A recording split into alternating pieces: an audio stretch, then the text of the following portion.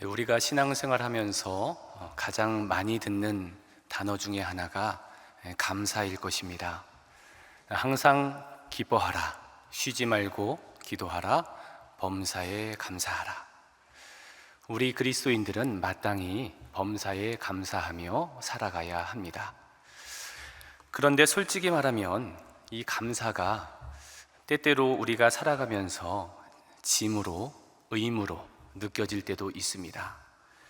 살아가는 게 힘들고 몸도 아프고 자녀 문제로 인해서 골치도 아픈데 그럼에도 불구하고 감사하라니요. 물론 내가 예수님 믿는 사람이기 때문에 감사를 하겠지만, 그런데 그것이 내 마음 깊은 곳에서 나오는 감사라기보다는 그저 습관적인 감사, 의무적인 감사에 불과할 때도 종종 있습니다. 제가 최근에 아주 흥미로운 책을 한 권 읽게 되었는데요, 바로 이 책입니다. 제목이 감사의 재발견입니다.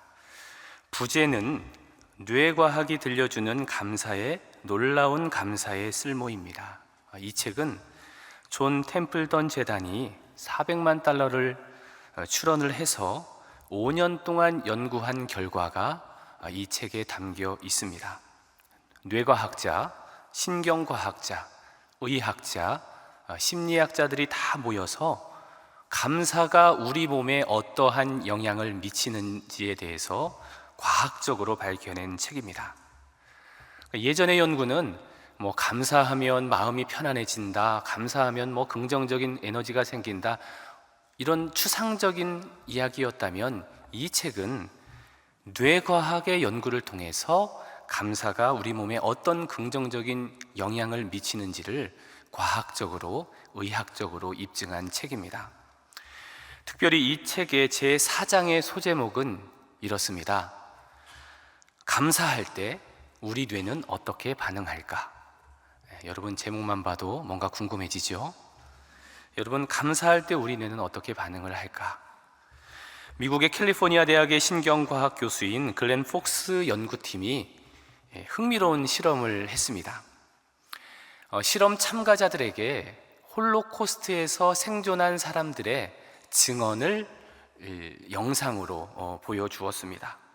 극한의 어려운 상황 속에서도 나를 챙기는 게 아니라 서로를 배려해주고 자기가 가지고 있는 것을 나누어주는 그 영상을 오랫동안 시청하게 한 거죠. 그 영상을 본 다음에 이 연구팀이 참가자들에게 이런 질문을 했습니다. 아주 추운 겨울, 죽음의 문턱에서, 그 절망의 상황에서 누군가가 당신에게 따뜻한 코트 한 벌을 건네주었을 때 당신이 어떤 감정을 느낄지를 한번 상상해 보십시오.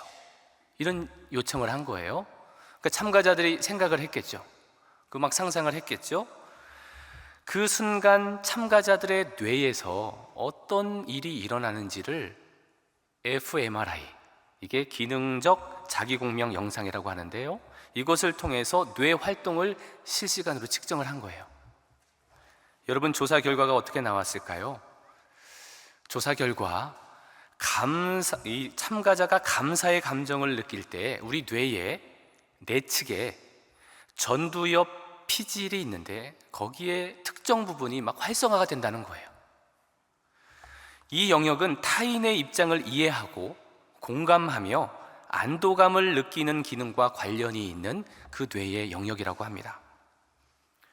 그러므로 이 연구의 결론은, 우리가 감사할 때 우리는 사회적인 유대감을 느끼고, 그리고 스트레스가 낮아지는 우리 뇌의 최적의 상태를 유지한다. 이것이 그 연구의 결론이었습니다. 감사의 유익은 이것뿐만이 아니었습니다. 이 책에서는 또 다른 실험을 하는데요, 미국의 캘리포니아 대학의 심리학 교수인 로버트 에먼스와 마이클 맥컬로우가 실험군을 세 무리로 이렇게 나눴습니다. A그룹, B그룹, C그룹을 나눈 거예요. 첫 번째 집단은 감사일기를 쓰게 했습니다. 두 번째 집단은 그냥 일상을 중립적으로 기록하게 했습니다. 세 번째 집단은 가장 당신의 골치 아픈 일을 쓰라고 했어요. 여러분, 실험 결과가 어떻게 나왔을까요? 감사일기 쓴 집단, 일상을 중립적으로 쓴 집단, 골치 아픈 일을 썼던 집단, 결과가 어떻게 나왔을까? 측정 결과, 이 첫 번째 집단, 즉 감사일기를 쓴 집단이 다른 집단보다, 제가 결과를 읽어드리겠습니다. 두통, 숨가쁨, 근육통, 울렁거림 같은 신체 증상이 훨씬 적게 나타났고, 심장질환 환자 중에서 감사일기를 쓴 이들의 염증 수치가 현저히 줄어들었고, 더 나아가서 심장병, 당뇨, 만성신장질환, 각종 암의 수치까지도 눈에 띄게 낮게 나왔다고 합니다. 뿐만 아니라 더 감사한 사람일수록 더 빨리 잠들고 더 깊은 숙면을 취하며 낮에도 맑은 정신을 유지할 수 있다고 합니다. 여러분, 이렇게 우리 몸에 좋은 감사를 해야 할까요? 안 해야 할까요? 네, 잘 아시네요. 네, 그러면 조금 해야 될까요? 많이 해야 될까요? 다 잘 아시네요. 네, 이렇게 좋은 감사를 아주 많이 하며 우리는 살아가야 할 것입니다. 오늘 본문은 이렇게 좋은 감사를 삶에서 실천한 한 사람의 이야기가 나옵니다. 10명의 나병 환자들이 나음을 받았는데 단 한 사람만 돌아오게 되지요. 그가 감사를 고백합니다. 오늘 본문은 감사를 고백한 그 한 사람의 인생이 어떻게 완전히 바뀌게 되는지를 아주 생생하게 보여줍니다. 우리가 첫 번째로 살펴볼 주제는 10명의 기적, 9개의 빈자리입니다. 먼저 오늘 본문 11절, 12절을 제가 읽어드릴 텐데요. 예수께서 예루살렘으로 가실 때에 사마리아와 갈릴리 사이로 지나가시다가 한 마을에 들어가시니 나병 환자 10명이 예수를 만나 멀리 서서. 여기에 나병 환자 10명이 있습니다. 이건 단순한 병은 아닙니다. 여러분, 나병 환자들 피부가 썩어 들어가고 모든 감각이 마비되는 정말 심각한 병입니다. 그 고통을 평생 안고 살아가는 이들이었습니다. 이들은 살아있으나 사실은 죽은 사람이었습니다. 레위기 율법에 따라서 이들은 사회로부터 철저히 격리되었고 가족들로부터도 격리되었습니다. 혹시라도 누군가가 가까이 오면 스스로 부정하다고 외쳐야만 했습니다. 이들의 삶은 끝없는 절망이었고 매일매일이 죽음을 기다리는 삶의 연속이었습니다. 그런데 그 마을에 예수님이 지나간다는 소문이 있는 거예요. 그리고 이들이 예수님을 만났습니다. 그리고 이렇게 소리 지릅니다. 소리 높여 이르되 예수 선생님이여 우리를 불쌍히 여기소서 하거늘. 여러분, 이 10명의 외침 속에서 간절함이 느껴지지 않습니까? 그냥 교양스럽게 얘기했을까요? 아마 목이 터져라고 이렇게 외쳤을 것입니다. 예수님, 우리를 불쌍히 여겨주세요. 우리를 제발 좀 낫게 해주세요. 우리 좀 사람답게 살게 해주세요. 우리도 사랑하는 가족들과 함께 살게 해주세요. 제발 우리를 좀 낫게 해주세요. 예수님께서는 그들의 간절한 외침을 들으시고 이렇게 말씀하시죠. 보시고 이르시되 가서 제사장들에게 너희 몸을 보이라 하셨더니 그들이 가다가 깨끗함을 받은지라. 이 10명의 나병 환자들이 예수님의 말씀대로 순종하자 놀라운 일이 벌어졌습니다. 제사장에게 몸을 보이러 가는 그 길 위에서 10명이 다 깨끗함을 받은 것입니다. 여러분, 이건 정말 엄청난 기적이죠. 그냥 작은 병에서 나은 게 아닙니다. 나병에서 깨끗하게 치유함을 받은 거예요. 완전하게 치유된 것입니다. 이제 그들은 집으로 돌아갈 수 있었어요. 이제 그들은 사랑하는 가족들을 만날 수 있게 되었습니다. 그런데 여러분, 17절에 보면 아주 독특한 일이 발생을 하는데 우리 17절 말씀은 다 같이 읽어보겠습니다. 예수께서 대답하여 이르시되 10사람이 다 깨끗함을 받지 아니하였느냐? 그 9은 어디 있느냐? 저는 이 구절을 이렇게 묵상하면서 이런 상상을 해보았어요. 그러니까 예수님이 앞에 계시고 앞에 10자리가 있는 거예요. 10명의 자리가. 근데 한 명만 와 있는 겁니다. 한 명만 와서 예수님 앞에 엎드리고 있고 나머지 9자리는 텅 비어 있는 거예요. 예수님께서는 그 빈자리를 바라보며 물으십니다. 그 9은 어디 있느냐? 여러분, 그 9명은 왜 돌아오지 않았을까요? 그들이 나쁜 사람이기 때문일까요? 그렇지는 않을 것입니다. 아마 그들도 처음에는 진심으로 기뻐하며 감사한 마음이 그 마음에 가득했을 거예요. 그런데 제사장에게로 달려가는 그 길 위에서, 그리고 제사장을 만나고 집으로 달려가고픈 그 열정으로, 그 달려가는 그 길 위에서 그 감사의 마음이 점점 희미해지는 거예요. 여러분, 우리도 그렇지 않습니까? 처음에 이 기도를 주시면 얼마나 감사한지 감사가 막 넘치는데 시간이 지날수록 점점 줄어들지 않습니까? 오늘 이들의 모습이 그랬던 것 같아요. 이들의 마음은 어떤 생각이었을까요? 이제 나병에서 나았으니 빨리 집으로 돌아가야지. 가족들이 기다리고 있는데, 그리고 내가 집에 나와 살면서 해야 될 일들이 이만큼 있었는데 아무 일도 하지 못했어. 내가 낭비한 시간들이 너무 많아. 지금부터라도 그동안 하지 못했던 것까지 열심히 해야 돼. 시간을 낭비할 수 없어 하고 그들은 뒤를 돌아보지 않고 앞만 보며 달려갔습니다. 이것이 그들이 예수님께로 돌아오지 않은 이유였습니다. 우리가 두 번째로 살펴볼 주제는 이것입니다. 감사를 재발견한 사마리아인입니다. 그런데 10명 중에 한 명은 달랐습니다. 그 한 명은 어떻게 했을까? 그 중에 한 사람이 자기가 낳은 것을 보고 큰 소리로 하나님께 영광을 돌리며 돌아와 예수의 발 아래에 엎드려 감사하니 그는 사마리아 사람이라. 여기에서 우리는 놀라운 아이러니를 발견합니다. 그 10명 중에서 감사하러 온 사람이 딱 한 명밖에 없다는 사실, 그리고 하필이면 그 한 명이 유대인이 아니고 사마리아인이었다는 사실에서 우리는 역설을 봅니다. 당시 유대인들의 관점에서 볼 때 사마리아인은 이방인이었고 혼혈인이었습니다. 그래서 유대인들은 사마리아인과 상종조차 하지 않았습니다. 그리고 내가 저 마을을 가는데 사마리아 땅이 있으면 절대 그 길로 지나가지도 않았습니다. 지름길이 있는데도 가지 않았습니다. 보기도 싫고 그 땅을 밟기도 싫어서 먼 곳으로 돌아갔습니다. 그런데 하필이면 예수님께 감사하러 온 그 한 사람이 하필이면 사마리아인이었습니다. 그렇다면 질문은 이것이죠. 왜 사마리아인만 돌아왔을까? 15절의 헬라어 원문은 다음과 같습니다. 이돈 호티 이아테 휘페 스트랍센입니다. 이것을 직역하면 자기가 치유된 것을 보고 돌아왔다입니다. 여기서 중요한 단어는 돌아왔다죠. 돌아왔다.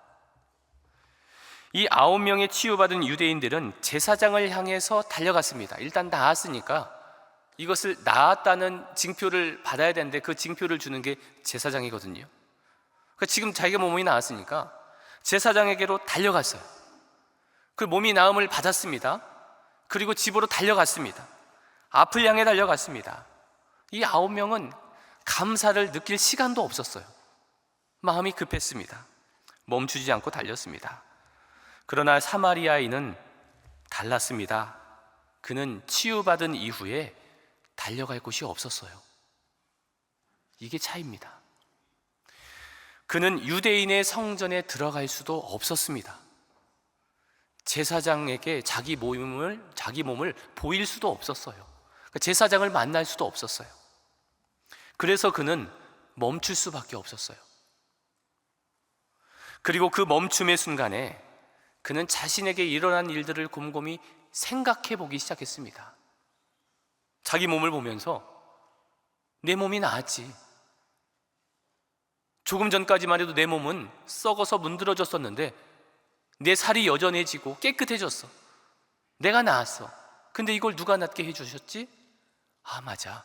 예수님께서 낫게 해주셨지. 근데 내가 그냥 가만히 있을 수 없잖아. 예수님께로 가서 감사해야 되겠다. 그는 그 멈춤의 시간에 생각을 했습니다. 그리고 나에게 이런 큰 은혜를 주신 예수님을 향해 뒤로 돌아서 예수님을 향해 나아갔습니다. 사랑하는 여러분, 어쩌면 우리가 감사를 잃어버린 이유가 이것 때문은 아닌지 한번 생각해 보시기 바랍니다. 우리에게는 지금 만약에 감사의 조건이 생겼다, 그러면 이것을 충분히 감사하면서 감사를 누려야 되는데 그러지 못하고 우리에게는 항상 다음 단계가 있어요. 내가 달려갈 곳이 있습니다. 다음 목적지가 있습니다. 그래서 그 목적지를 향해 달려갑니다. 멈추지 않고 달려갑니다. 이미 받은 감사를 생각해 보지도 않고 이미 받은 은혜를 헤아려 보지도 않고 그저 앞으로만 달려갑니다. 그런데 여러분, 감사는 멈춤에서 시작됩니다. 9명은 치유를 받자마자 앞을 향해 달려갔습니다. 그러나 사마리아인은 멈췄습니다. 그리고 그 멈춤 속에서 그는 자신에게 일어난 일이 얼마나 놀라운 은혜인지를 깨닫게 되었습니다. 사마리아인이 돌아온 또 다른 이유가 있습니다. 아마도 이 나음을 입었던 9명의 유대인들은 이렇게 생각했을 거예요. 그래도 우리가 하나님의 백성이잖아, 선민이잖아, 하나님의 선택받은 유대인이잖아. 그러므로 우리는 치유받을 자격이 있어 라고 생각을 했을 것입니다. 일종의 특권의식이죠. 하지만 사마리아인은 달랐습니다. 그는 자신이 자격이 없다는 걸 알았어요. 나는 사마리아인이고 게다가 나병까지 걸렸어요. 유대인의 눈으로 보면 이 세상에서 가장 구제받지 못할 사람이 이런 사람입니다. 그러니까 본인도 아는 거예요. 나는 자격이 없다는 것을. 그런데 예수님은 차별하지 않으셨어요. 여러분, 오늘 이 장면을 자세히 보시면 예수님께서 10명을 치유하실 때 너 유대인이냐? 너 사마리아인이냐? 묻지 않으셨어요. 아무도 차별하지 않으셨어요. 그러니까 이 사마리아인이 곰곰이 생각해 보니까 예수님의 차별 없는 은혜를 생각하니 마음이 감동이 되는 거예요. 나 같은 사마리아인에게, 저들은 나를 개 같은 사람으로 여기는데 나 같은 사람을 예수님께서 고쳐주셨다니 아마 그의 마음이 크게 감동되었을 것입니다. 게다가 사마리아인은 그냥 말로만 감사한 것이 아닙니다. 그는 온몸으로 감사를 표현했습니다. 우리 16절 말씀도 같이 한번 읽어보겠습니다. 예수의 발 아래에 엎드려 감사하니 그는 사마리아 사람이라. 여기 보면 엎드리다라는 단어가 나오잖아요. 이 엎드리다에 해당하는 헬라어 원문은 이 얼굴을 땅에 완전히 대고 엎드리다라는 뜻이에요. 여러분 한번 생각해 보세요. 예수님이 앞에 계시고 이 사마리아인이 엎드렸는데 얼굴을 땅에 대고 엎드린 거예요. 그런데 사실 이 행위는 하면 안 되는 행위입니다. 그 당시 문화권에서 이 행동은 딱 한 사람한테만 할 수 있는 행동이었어요. 그 나라의 왕에게만 할 수 있었던 최고의 경배의 자세가 얼굴을 땅에 대는 행위예요. 그렇다면 지금 이 사마리아인은 앞에 계신 예수님을 누구로 보고 있는 것입니까? 왕으로 보고 있는 것이고, 더 나아가 주님으로 보고 있는 거고, 더 나아가서 메시아로 보고 있는 거예요. 그런데 여러분, 이게 끝이 아닙니다. 예수님은 이 사마리아인에게 놀라운 선언을 하십니다. 우리가 세 번째로 살펴볼 주제는 이것입니다. 감사가 가져온 완전한 구원입니다.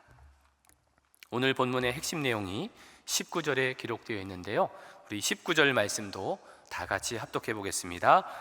그에게 이르시되 일어나 가라, 내 믿음이 너를 구원하였느니라 하시더라. 여러분, 이 19절에서 우리가 깊이 생각해 봐야 할 질문이 있습니다. 여러분, 분명히 10명 모두가 다 나음을 받았잖아요. 그런데 왜 한 사람에게만, 그 10명은 다 나음을 받았는데 한 사람에게만 이 말씀을 하셨어요. 내 믿음이 너를 구원하였느니라.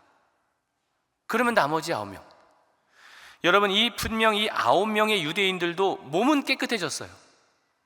놀라운 기적을 경험을 했습니다. 그러나 그것은 몸의 변화에 불과했어요. 기적을 경험은 했지만 그 기적을 주신 예수님께는 돌아오지 않았습니다. 예수님을 만나기는 했지만 예수님과의 온전한 관계까지 이어지지는 않았어요. 그래서 그들은 영혼의 구원까지는 이르지 못했습니다. 하지만 사마리아인은 달랐습니다. 그는 몸의 치유를 넘어서서 영혼까지 구원받았어요. 단순히 병에서 나은 정도가 아닙니다. 예수님과의 깊은 인격적인 관계, 깊은 온전한 관계로 나아갔던 것입니다. 그 차이를 만든 것이 무엇일까요? 감사예요. 여러분, 감사는 단순히 내 고마운 감정을 전달하는 그런 감정이 아닙니다. 감사는 하나님을 하나님으로 인정하는 신앙 고백이에요. 여러분, 누가 감사하는 줄 아세요? 시간이 남는 사람이 감사하는 게 아닙니다. 하나님을 하나님으로 고백하는 사람, 하나님께서 내 인생을 전적으로 책임져 주심을 믿는 사람이 감사하는 거예요. 내 힘이 아니라, 내 지식이 아니라, 내 경험이 아니라 내 모든 삶이 하나님의 주권 안에 있고 오직 하나님의 은혜로 내 삶이 유지되고 있음을 인정하는 사람이 고백하는 것이 바로 감사인 것입니다. 그래서 성경 곳곳에서는 우리에게 감사를 명령하고 있습니다. 범사에 감사하라. 이것이 그리스도 예수 안에서 너희를 향하신 하나님의 뜻이니라. 너희는 또한 감사하는 자가 되라. 그렇다면 여러분, 하나님은 왜 우리에게 감사하라고 명령하실까요? 하나님이 우리의 감사가 필요하셔서일까요? 하나님이 우리의 감사가 없으면 뭐가 안 될까요? 절대 그렇지 않습니다. 하나님은 우리의 감사가 없어도 되시는 분이세요. 하나님은 하나님 당신의 영광만으로도 이미 충분하시고, 하나님은 우리의 감사가 없어도 여전히 전능하시고 위대하신 하나님이십니다. 그런데 왜 우리에게 감사를 요구하실까? 그것은 하나님을 위한 게 아니에요. 우리를 위해서입니다. 감사가 우리를 살리기 때문에, 감사가 우리를 치유하기 때문에, 감사가 우리를 구원하기 때문에, 우리를 위해서 하나님께서 우리에게 감사하라고 말씀하시는 거예요. 앞서 살펴본 뇌과학 연구 결과에서 보는 것처럼 감사하는 사람이 더 건강하고, 감사하는 사람이 더 잘 살고, 더 잘 자고, 더 편안하게 살 수 있습니다. 하나님께서 처음부터 우리 몸을 그렇게 만들어 놓으신 거예요. 그런데 오늘 본문은 그보다 훨씬 더 높은 차원의 사실을 말씀해 주고 있습니다.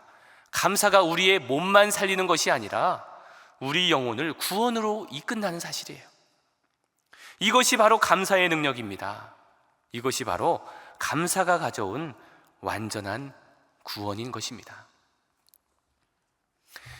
이제 여기까지 이야기를 들으면 이제 우리가 뭘 해야 될지가 아주 분명해지죠. 뭘 해야 될까요? 감사를 해야 합니다. 우리 삶에 이미 주어진 하나님의 감사를 발견하고 그 감사를 누리며 사는 것이 이제 우리의 몫이겠죠. 그런데 그것은 절대로 그냥 저절로 이루어지는 게 아니에요. 감사에는 우리의 노력이 필요합니다. 그래서 올해 우리 여전도회에서는 특별한 실천을 하고 있습니다. 바로 감사노트입니다. 여러분, 감사노트 잘 쓰고 계시죠? 답이 좀 작습니다. 우리 회장님, 부회장님들 오늘 중간 점검 해보시기 바랍니다. 잘 쓰고 있는지. 저도 지금 이 감사일기를 열심히 쓰고 있습니다. 처음에는 이 감사거리가 잘 보이지 않을 수 있습니다. 감사일기 쓰는 게 어색하고 도대체 뭘 감사해야 될지 잘 모를 수도 있습니다. 그러나 아주 작은 것부터 시작하십시오. 아침에 눈을 뜬 것에 감사하시기 바랍니다. 여러분, 오늘 눈 뜨고 싶었지만 오늘 눈을 뜨지 못하신 분들도 많이 있습니다. 얼마나 감사한 일인지요. 사랑하는 가족들이 내 옆에 있음을 감사하시기를 바랍니다. 그리고 여러분 옆에 사랑하는 여전도회의 동역자들이 있음을 감사하시기 바랍니다.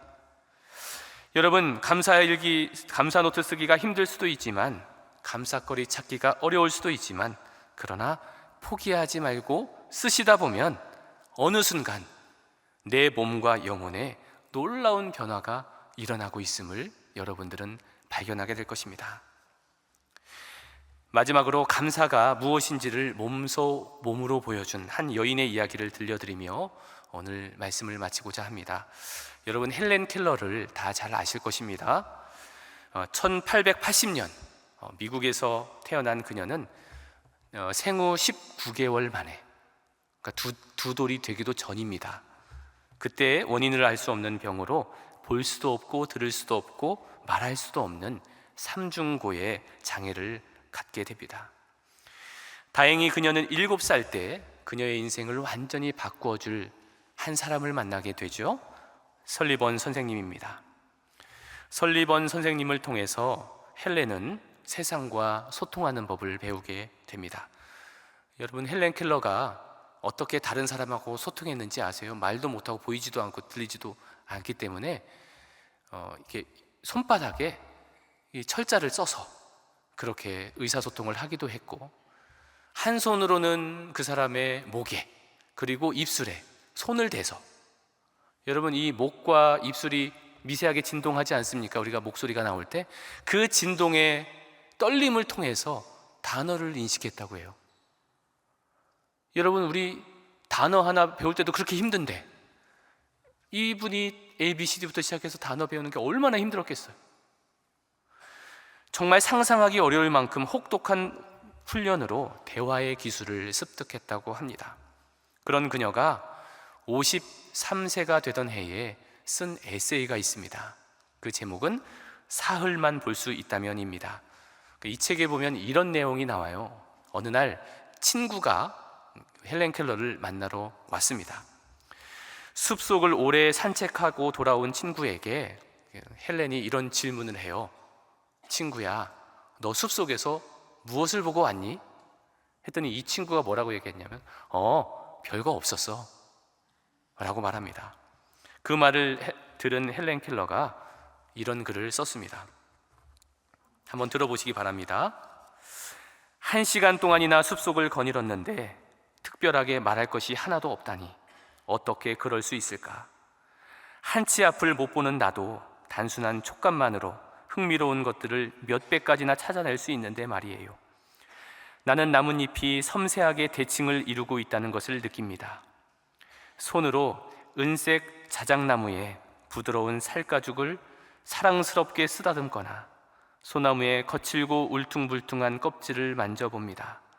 봄이면 움트는 눈을 만져볼 수 있을까 하는 희망으로 나뭇가지를 더듬습니다. 때때로 나의 마음은 이 모든 것을 내 눈으로 직접 보고 싶다는 열망으로 소리칩니다. 단순히 만져보는 것만으로도 이처럼 즐거운데 볼 수 있다면 얼마나 더 많은 아름다움을 느낄 수 있겠어요. 하지만 사람들은 볼 수 있는 눈을 가졌는데도 뜻밖에도 아주 조금밖에 보지 못합니다. 세상을 가득 채우고 있는 빛깔과 온갖 움직임이 빚어내는 파노라마를 당연한 걸로 여기고 그냥 지나쳐 버리지요. 가진 것에 감사하지 못하면서 갖지 못하는 것에만 마음을 빼앗기는 게 바로 사람입니다.